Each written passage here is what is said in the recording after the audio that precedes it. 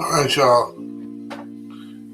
Here we go. Here we go. Here we go. Here we go. Here we go. Here we go. Here we go. Here we go. Here we go. Here we go. Doing it live once again. We are talking about this wealth gap and fintech.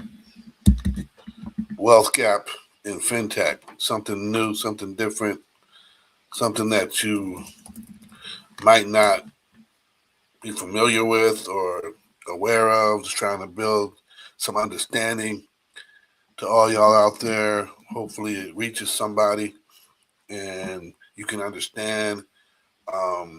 This is really about people who are underserved by the banking industry, the major money centers and financial industry, and how to further advance your footing in personal finance and go beyond what's the norm, right? People are just saying, get a bank account or whatever. Everybody doesn't have same opportunities, same access. And so one of the things I do believe in is fintech, financial technology companies, everything from Coinbase and those companies that are doing things with digital coins and tokens and crypto to mobile apps that are creating greater financial literacy and credit worthiness, such as Credit Karma, which is an Intuit product. And so I've done it on here before. I've talked about different stuff on here before that's related to this whole idea of creating wealth and connecting it to also being a minority. If you check it out, one of the latest ones I did was actually on how to build wealth while being black, right? How to build wealth while being black. And I'll share that here in the chat.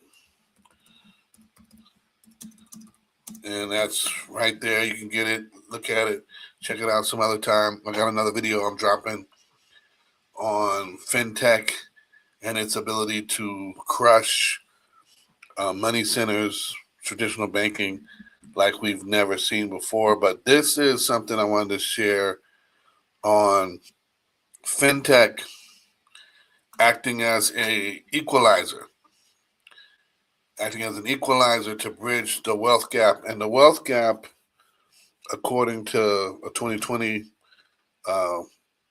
survey and study by the Federal Reserve, the wealth gap just between whites and blacks, was using two groups that they surveyed, is 3-1.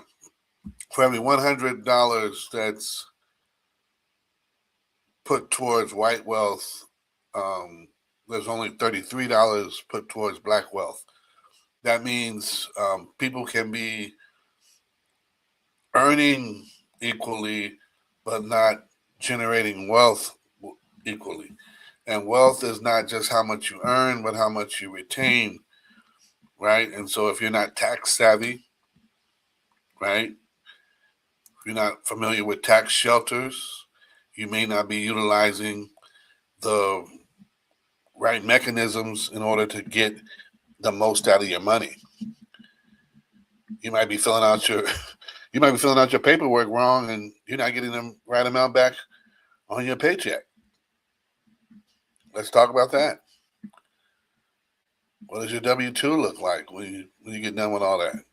And so pay attention to this and understand what I'm saying here, because one of the biggest issues that I'm trying to hit today is that there are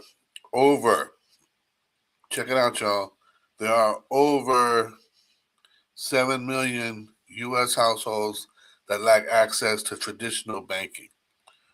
Over 7 million U.S. households that lack access to traditional banking. And fintech provides a greater inclusion and accessibility to financial services through mobile apps and virtual banking, Cash App, Venmo, right? let's say Webull and Robinhood, Moomoo, right? These are companies that are actively engaging people in a realm of finance that we weren't always engaged in, fractional shares, right? A lot of companies have moved into offering fractional shares, but with that, what does it look like now? What does it look like now that we've got people investing on another level? What does it look like now that we've got people engaged in getting stock, ETFs, saving towards their retirement when they don't have a pension or anything from their company?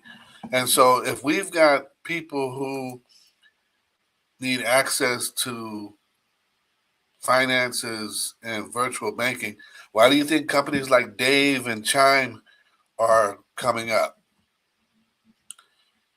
And I'm not saying that we all need to borrow, but the access to capital is one of the things that is attractive when we talk about finances, personal finances, for those who are underserved by traditional banking institutions. That's one of the things that hits home real hard.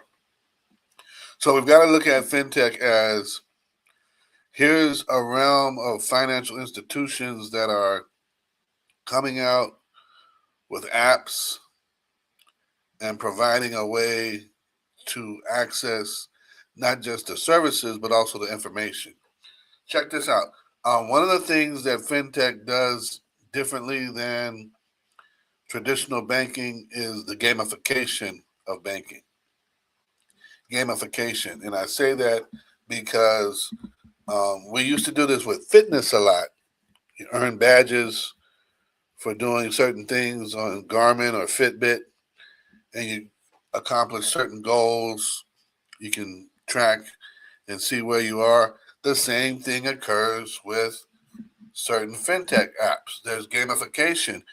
And when that gamification is working, it transforms the financial picture by making these different tasks more engaging and enjoyable. It puts it in a manner to where people can digest it and do something with it and take it in differently. I use Stash for personal finance and wealth generation through stock and ETF investing. And one of the things I noticed with Stash was when they have the questions on there, I can also earn fractional shares for answering questions and going through a little bit of financial literacy and looking at asset allocation, diversification, the difference between international versus US stocks, those different markets. And those begin to tell me that here it is in the palm of my hands, at my fingertips. Financial literacy has come beyond just TikTok tutorials and YouTube how-to videos. Now we've got it built into the apps as well. And so this creates an enhanced user experience and greater engagement, but it also increases financial literacy. So who benefits from fintech? Gamification in fintech is a powerful tool that can significantly impact both users and companies, fostering a more informed and engaged financial system. I say that because I quoted that from some research I did. More informed. You want to be more informed about what's going on with your money, how to utilize your money, how to take your money and put it into different assets and not have your paycheck be something that's eaten away by the time you get it. You want to be able to do something with your paycheck, look at it, calculate how to manifest that into more than what you make. You want to have your money make more money for you. And in that sense, I think fintech is positioned far better than most banking institutions, other than maybe your credit union, in getting you in a place to where you can learn more, you can do more, you can have greater access to capital, you can do peer-to-peer lending, you can do micro lending. There's different things that can occur within the fintech realm: investing, saving, create savings goals for yourself, buckets, pockets, in different ways. There's bags that you can save, money bags you can save, all different ways. Allies, a great asset. Discover has um, a great platform. I think one of the things you have to be mindful about Discover is Discover was picked up by Capital One. And so if you're a Discover customer or end user, be mindful that Discover was picked up by Capital One. And so some of the changes within the Discover realm is due to that change. So let's just be real. And so keep in mind, as we talk about this, the equalizer that fintechs provide is building a bridge to close the wealth gap. Once you learn more, you become more equipped and more informed, and you can do different things and move differently with more information. And with that information, that takes you to a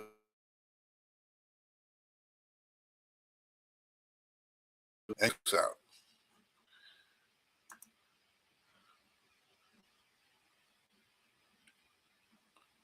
Right on, right on. Appreciate it. And so this is what I'm trying to say. Once we get the information, we're on a different level. Once we get the information and we're on a different level, we can do things differently and expect things to turn out differently because we're making money moves. Perhaps we're making our money make more money with a high yield savings account. Perhaps we're improving our credit to get in a position to buy a house or a condo or something else. Whatever it may be, look at fintech, look at how fintech provides opportunities, and then see how this might be able to help you in going forward and building greater wealth. I hope this helps. God be with you. God bless. You take it easy. I'll catch you on the next time. We've been here Wednesday, dealing with wealth on Wednesday. I'm going to get it straight. God bless you. Faith and finances all the way.